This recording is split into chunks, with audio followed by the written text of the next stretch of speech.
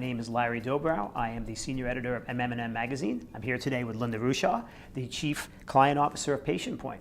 Linda, thanks so much for being here today and answering a couple questions. Great to be here, Larry. All right. What are the biggest challenges to agencies and pharma brand marketers when implementing digital technology? There are so many, but I would say the one that jumps to the forefront of my mind is just standing out in the crowd. I mean, digital technology has been fantastic, but consumers and patients and doctors are completely overwhelmed. The latest piece of data shows that there's over 165,000 healthcare apps. So to me, the challenge is finding a way that you can communicate to those audiences and make yourself get noticed. How can marketers better reach physicians and other healthcare professionals? I'm a big proponent of using empathy, right? We have to understand, again, not just what the physicians are going through in their daily practice, but what is that patient experience like? Are they nervous? Are they scared? Are they overwhelmed? Or do they not have enough? So again, tailoring the information, the way that it is delivered in an easy to understand, easy to comprehend, and also tailoring and delivering that information at a time when they're going to be most receptive to it.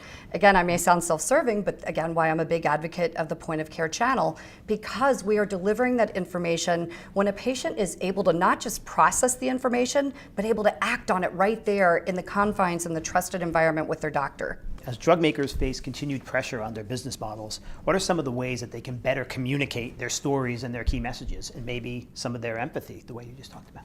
Great question. And everyone's being tasked to do more with less, so I think that's an increasing challenge to all of our pharmaceutical partners. It's becoming more and more targeted, so focus, right?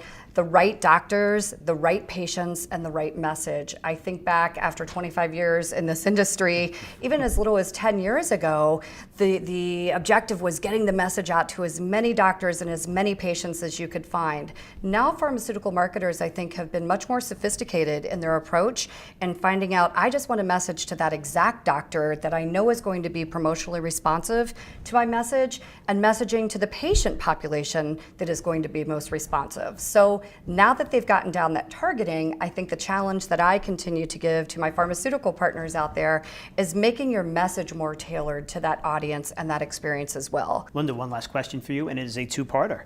What are some of the benefits to the increasing use of data and analytics, and what are some of the drawbacks?